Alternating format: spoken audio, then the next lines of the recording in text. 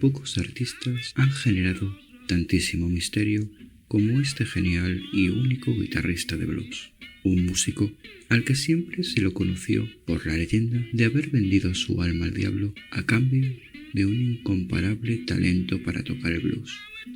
Sus únicas 29 canciones, grabadas en 2 sesiones entre los años 1936 y 1937 en Texas, le convirtieron en un sólido legado y un aporte de incuestionable valor para la música. Hoy hablaremos de Robert Johnson.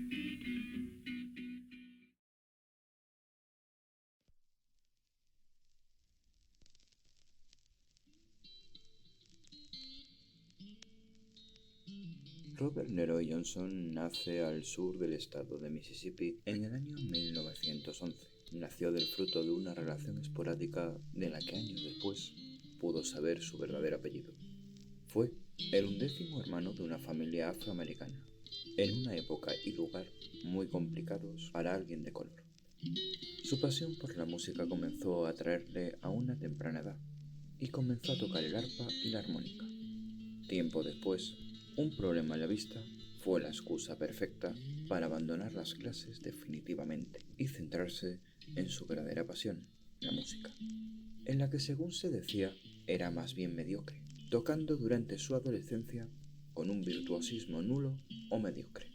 Pero en el año 1929 encuentra la estabilidad junto a la joven Virginia Travis, con la que más tarde contrae matrimonio.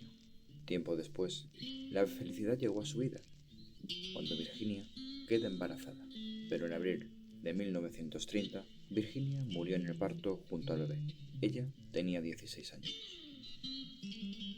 La vida de Robert dio un vuelco y refugió su tristeza en el blues, y comenzó a viajar siguiendo a los grandes del blues, tocando sin ningún éxito hasta que decidió volver a su ciudad natal, donde una viuda adinerada, Esther Lockwood, le acogió y con ella tuvo un hijo, quien años más tarde se convertiría en Robert Lockwood Jr., otro grandísimo bluesman. Pasa el tiempo y Robert Johnson seguía tocando en numerosos tugurios sin conseguir el ansiado éxito, hasta que un día, de pronto, todo cambió.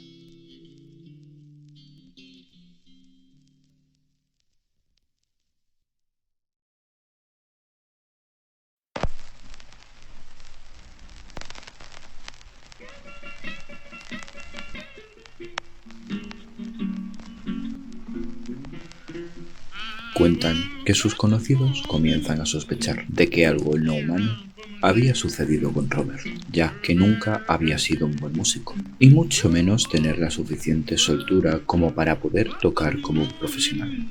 Robert comienza a tocar en varios locales de alto prestigio con una ejecución perfecta propia de admiración de grandes figuras de la época, que consideraron que tocar así de repente no puede ser otra cosa que el fruto de un pacto con el diablo. La leyenda popular dice que Robert Johnson vendió su alma al diablo en el cruce de la actual autopista 61 con la 49 en Clarksdale, Mississippi, a cambio de tocar el blues mejor que nadie. Esperó en el cruce de caminos hasta medianoche, con la guitarra en la mano, hasta que el diablo se la devolvió. y las manos de Robert solo tenían que deslizarse por el mástil para interpretar el mejor blues de la historia.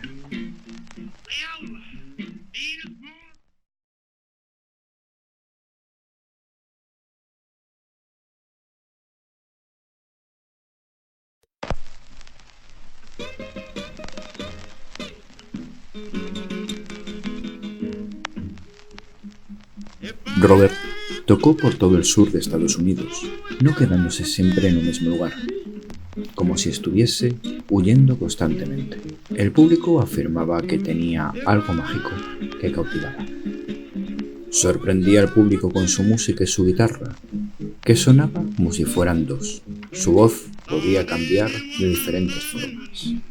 La letra de sus canciones trataba sobre la desesperación religiosa y sus demonios interiores, y dos de sus mayores éxitos hacían referencia a su supuesto pacto. Crossroad Blues, que curiosamente habla de un cruce de caminos que muchos consideran como el lugar señalado para el pacto, y la letra de otro de sus éxitos, Me and the Devil Blues. Fue en uno de estos conciertos cuando fue descubierto por un promotor musical. Y entre noviembre de 1936 y junio de 1937 grabó 29 canciones, algunas con 2 tomas que junto a 2 fotografías son el único testimonio de su paso por este mundo. Este material, junto con alguna versión, componen los 11 LPs de su discografía y que la casa editaría poco a poco. Cuentan que Robert hizo las grabaciones con su guitarra Gibson, que estaba medio destruida y de cara a la pared. Los directivos del estudio corrieron el rumor que era para que no le vieran sus ojos poseídos al cantar, aunque algunos músicos lo atribuyen a que la acústica de la época era mejor. Esto y el hecho de que algunos conocidos le atribuyeran extraordinarias habilidades, como por ejemplo, tras una tarde de ocio con la radio de fondo, y Robert sin prestar atención a la música, era capaz al día siguiente de reproducir cada canción por orden y nota por nota. Su leyenda y su prestigio aumentaba a pasos agigantados, y la gente acudía más a verle, atraídos por su música y por el morbo de su personalidad, cada vez más esquiva, que le llevaba a tocar siempre en semipenumbra para que la gente no le viera su manera de puntear la guitarra o a desaparecer en medio de una actuación. Su vida iba frenéticamente de un lugar a otro.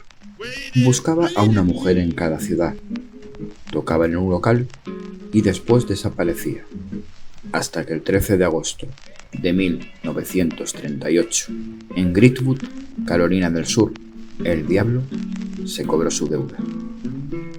Robert tuvo el error de seducir a la mujer del dueño del local donde tocaba esa noche, un lugar llamado el Three Forks, y le ofrecieron una botella de whisky que ya estaba abierta. Antes de que Robert pudiera beber, un músico que le acompañaba se la quitó y la rompió, advirtiéndole que nunca bebiera de una botella abierta.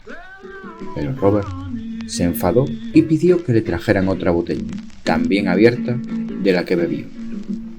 En mitad del concierto, Robert dejó de cantar, dejó su guitarra a un lado y salió a la calle. Los 3 días que siguieron estuvo delirando hasta que murió envenenado por la estricnina que contenía la botella de whisky, el 16 de agosto con 27 años. Los mismos que tenían al morir otras grandes leyendas, como Jim Morrison, Jimi Hendrix, Janis Joplin y Kurt Cobain. En Me and the Devil Blues debía ser enterrado a un lado de la carretera, pero existen curiosamente 3 tumbas que supuestamente contienen sus restos. Leyenda, mito, realidad. Quizás algo de las 3 hicieron que Robert fuese el mejor bluesman de la música, y está entre los 5 mejores guitarristas de la historia. Algunos de los 4 han hecho curiosamente versiones de sus canciones, como el famoso Slowhand, o más conocido como Eric Clapton o Keith Richards de los Rolling Stones, quien tras escuchar a Robert Johnson por primera vez, enseguida quiso saber quién era el otro guitarrista. Richard no podía creer que fuese una sola persona el que tocaba. Quién sabe, puede que si una noche nos acercamos a ese cruce de carretera, podamos escuchar o ver a Robert Johnson andando al lado de la señal donde dice Crossroad. ¿Qué te pareció el vídeo de hoy? Si te ha gustado, por favor dale like, me ayudará a mejorar en mis próximos proyectos. Te espero en un próximo vídeo. Hasta pronto.